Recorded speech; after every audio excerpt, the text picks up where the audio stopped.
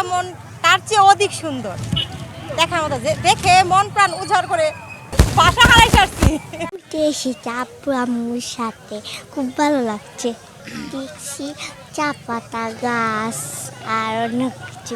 মানুষ আইসো বেড়ানির লাগেন খুব ভালোও লাগে। আর আমরাও ফ্যামিলি নিয়ে বেড়াইতাম আইছি। বাগান এরিয়াটাও কত সুন্দর, খুব ভালো লাগে গিয়া।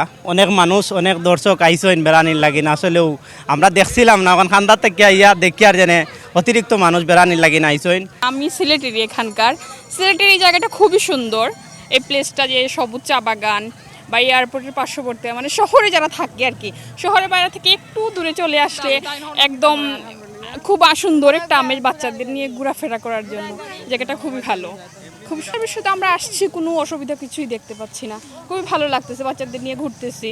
সিলেটের অনেক সুন্দর সুন্দর জায়গা আছে, বিশেষ করে এখানে কোনো ঝামেলারও কোনো দেখতেছি না। আর জায়গাগুলো আর কি, প্রাকৃতিক সুন্দর যে বিষয়গুলা, ধরেন জাফলং, সাদা পাথর, তারপরে এই দিক দেওয়া চা বাগান, এগুলার যে বিভিন্ন এক একটা জায়গায় এক এক রকম যে পরিবেশটা আর কি, ওই জন্যই বেশিরভাগ মানুষ আসে সিলেটে ঘোরার জন্য।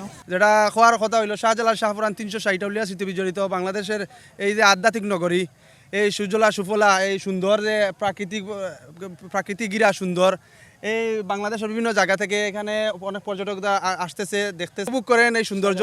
চা বাগান দেখেন, আরও অনেক দেখার মতো দৃশ্য আছে সিলেটে।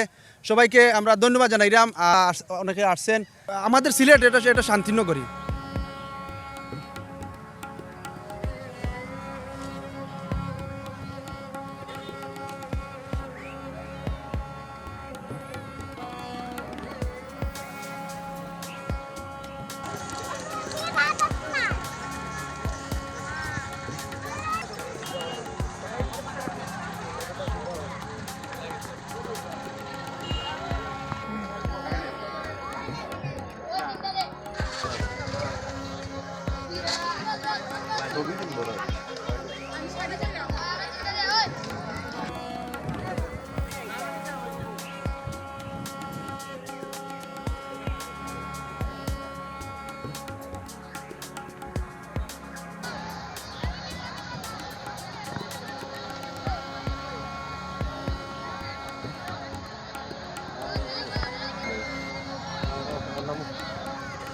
어디 가라고 어디 가라.